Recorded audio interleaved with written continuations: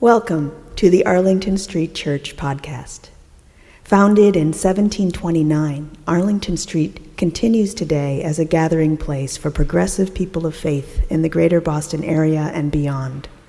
We are located at the corner of Arlington and Boylston Streets, across from the Public Garden in Boston, Massachusetts. Please visit ascboston.org for more information about this historic Unitarian Universalist congregation. Arlington Street Church, gathered in love and service for justice and peace. Seeing is believing. Seeing is not always believing. Kem and I were guests in Western Africa this summer, and I can now say with authority that absolutely nothing in the world could prepare you for an elephant. An elephant emerging from the brush and walking in front of the open Land Rover. Your mind knows it's an elephant, but the enormity of it, the dust filling the air, the sound of its trumpeting and ears flapping, and the thud as its foot lands in the dirt, its foot being some 4 feet across. The synapses in your brain just short out. Viewing wild animals in Kenya's savanna and Rwanda's jungle, this happened over and over again. The expression mind-blowing emerged in the mid-1960s psychedelic drug culture, but this was not the mind on drugs. This was the mind on safari. So I had this experience of seeing differently, which leads to thinking differently, or as the Apple campaign famously directed us, bad grammar notwithstanding, think different. And I got curious about what it would mean to bring the elephant experience to so-called everyday life. Our life back here in the States, for example. To see with fresh eyes, to see into the heart of things, to change and be changed. Irish poet William Butler Yeats said, "The world is full of magic things, patiently waiting for our senses to grow sharper." 30 years ago, there was a movement in American Tibetan Buddhism to claim one day a year as Change Your Mind Day. It didn't take, unfortunately, but every day proffers the opportunity to change our minds. As an aside, what did take was Make Up Your Mind Day, but that's another sermon. The point is, changing begins with thinking, and thinking begins with seeing. The 21st chapter of the book of Revelation begins, "Then I saw a new heaven and a new earth, for the first heaven and the first earth had passed away." As we navigate these perilous times, our only planet under dire threat, its people at war, I invite you to join me in this spiritual practice of seeing differently. Let's turn to the inventors, the experts at seeing differently. Will you raise your hand if you remember a time before Velcro? A time before Velcro. Great. And is there anyone here who doesn't own a single article of clothing without it, or who doesn't make use of that ubiquitous hook and loop stickiness technology? Okay. So in 1941, a Swiss engineer named Georges de Mistral got curious about the burrs clinging to his socks and jacket and dog after a walk in the woods. Do you know what I mean by burrs? Those super irritating, brown, round, spiky, clingy things, they poke you? Those. George got curious. That's step one in seeing differently. He got curious and he put a burr under his microscope. And what he saw was that nature, capital N nature, if you'd like, had come up with this hook on the ends of each spike.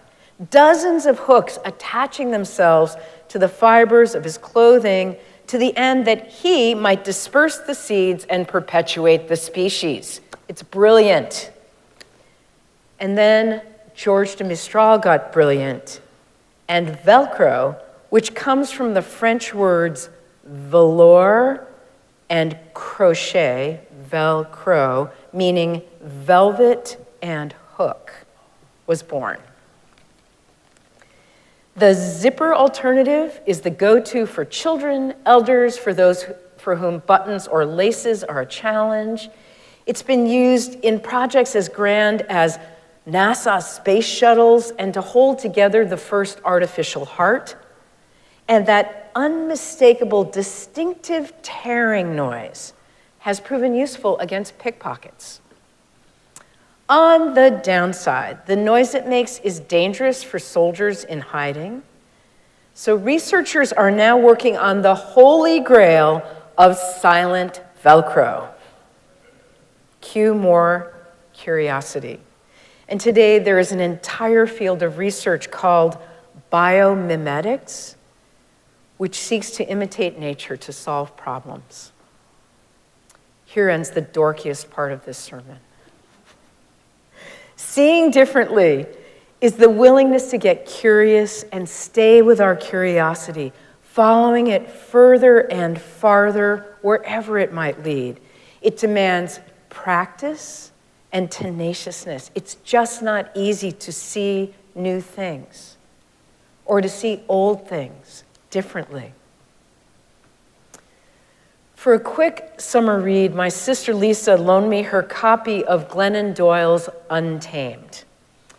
I haven't read her earlier work, but this one's a doozy. Have any of you read this? Well, without giving anything away that you can't read on the dust jacket, Glennon was a Christian wife and mother of 3 kids, recovering from addiction and disordered eating, making her way in a marriage deeply wounded by her husband's infidelities. One day, out of the blue, Glennon thought, maybe instead I'd like to be with a woman. Her next thought was, so odd. That cannot be real. And then she thought, maybe in a different life. And then she thought, isn't that interesting? As if I had more than one life. Not long afterwards, she flies to a National Authors event. It opens with a dinner, which as an introvert, Glennon Doyle dreads. She's reaching for the salad dressing when she looks up as a late arrival enters. She writes, she takes up the entire doorway, the entire room, the entire universe. She stands there for a moment, taking inventory of the room. I stare at her and take inventory of my entire life. And my whole being says, there she is. She was soccer superstar Abby Wambach. Glennon Doyle is now married to her. You get the idea. Seeing differently can be dangerous. Seeing differently can be beautiful. Beautiful. William Wordsworth wrote, with an eye made quiet by the power of harmony and the deep power of joy. We see into the life of things. Born in France in 1623, Blaise Pascal was a both left-handed and right-brained child prodigy who became a mathematician, physicist, and inventor, as well as a philosopher, theologian, and writer. My favorite quote of his is, "The heart has its reasons, of which reason knows nothing." The French is beautiful. "Le cœur a ses raisons que la raison ne connaît point." Blaise Pascal also is the one who wrote, "All of humanity's problems stem from man's inability to sit quietly in a room alone." That's yet another sermon. But here's one I just learned, just in time for this deep dive into seeing differently. Small minds are concerned with the extraordinary. Great minds with the ordinary. We may be jarred into seeing differently by the extraordinary, cue an elephant. But it's the ordinary, what's right in front of us, that we're called to practice seeing in a new way, to re-enchant with a new vision. For example, soap in a soap dish. American entrepreneur Robert Taylor repeatedly walked into otherwise spotless bathrooms and saw the unwrapped bar of soap sitting in a messy puddle of its own splooge. All of us have seen that, but how many of us would follow up with, "I need to invent something to tidy this up"? Robert's answer was to put soap in a bottle, liquid soap dispensed from a pump. The year was 1978. His creation was soft soap. And that is how the entire liquid soap industry was born. After his death, Robert Taylor's wife, Mary Kay Taylor, found handwritten notes under the handwriting, "What you need to be a successful entrepreneur." One advised, "Unique idea, fill a gap." To see differently can be entrepreneurial seeing, and to see differently is always the domain of artists and poets. In 1968, discussing her book, The Novel of the Future, Anais Nin said, "It is the function of art to renew our perception. What we are familiar with, we cease to see. The writer shakes up the familiar scene, and as if by magic, we see a new meaning in it." There's actually an artistic technique called defamiliarizing, which is to present familiar objects in unfamiliar ways. The theory is that making what is familiar unfamiliar prolongs the perceptive process and allows us a fresh perspective. It originated with the Russians in the earliest 20th century. In Tolstoy's Klostromer, The Story of a Horse, we hear the whole story from the horse's point of view. So that's an early example of defamiliarizing. I'm not convinced we need to shake up reality to see it differently. Maybe we just need to look, really see. I love these lines from Mary Oliver's poem, When Death Comes, where she says, "When it's over, I want to say all my life, I was a bride married to amazement. I was the bridegroom taking the world into my arms. I don't want to end up simply having visited this world. I highly recommend to you Being Swallowed Whole by Annie Dillard's Pilgrim at Tinker Creek. I first read it as a 20-year-old student in Japan commuting among the crush of humanity on the Tokyo subway. Annie Dillard writes, "Nature is very much a now you see it, now you don't affair. For a week last September, migrating red-winged blackbirds were feeding heavily down by the creek at the back of my house. One day I went out to investigate the racket. I walked up to a tree, an Osage orange, and 100 birds flew away. They simply materialized out of the tree. I saw a tree, then a whisk of color, and then a tree again. I walked closer, and another 100 blackbirds took flight. Not a branch, not a twig budged. The birds were apparently weightless as well as invisible.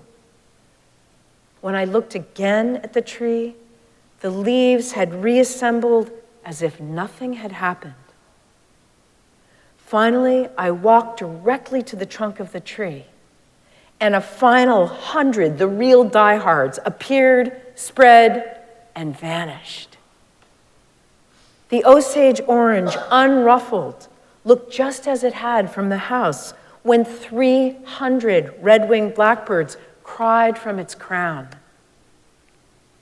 I looked downstream as they flew, and they were gone. These appearances catch at my throat. They are free gifts. One show to a customer. It's all a matter of keeping our eyes open, she continues. When I see this way, I truly see.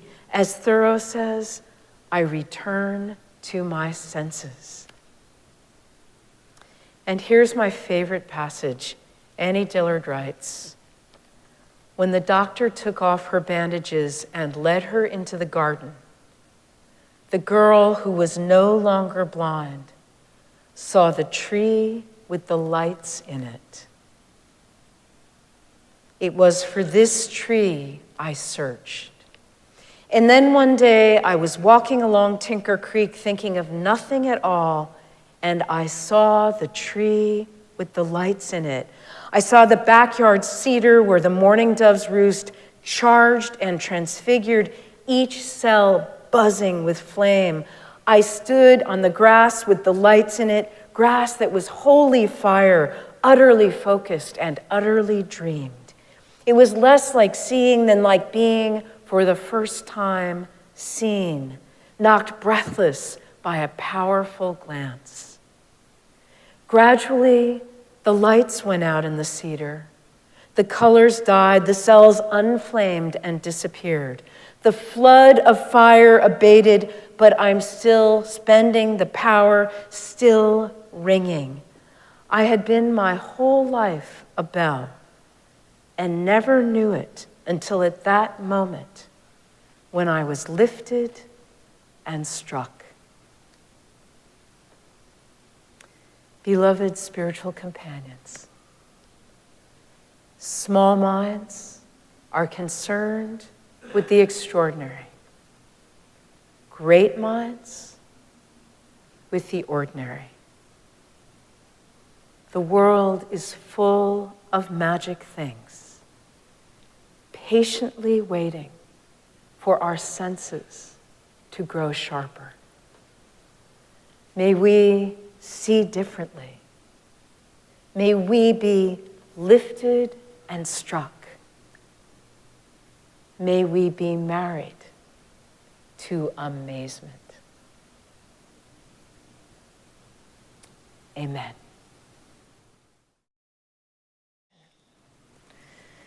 And now for our benediction, I invite you to put your hands over your heart in namaste. I bow to the divine in you. These words are adapted from the Navajo. There is beauty before us and beauty behind us. Above us and below us hovers the beautiful. We are surrounded by it. We are immersed in it. In our youth, we exalt in it, and in old age, we shall walk quietly the beautiful trail. In beauty, it is begun. In beauty, it is ended. Let us keep this faith, beloveds, and pass it on. The service begins when the service ends. Bless your hearts. I love you. Amen.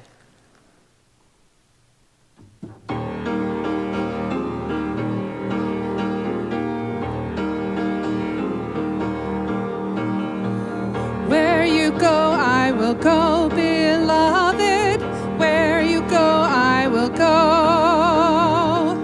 Where you go, I will go, beloved. Where you go, I will go. For your people are my people. Your people are mine. Your people are my people. Your divine, my divine. Where you go, I will go, beloved. Where you go, I will go. Where you go, I will go, beloved. Where you go, I will go. For your people are my people. Your people are mine. Your people are my people. Your divine, my divine.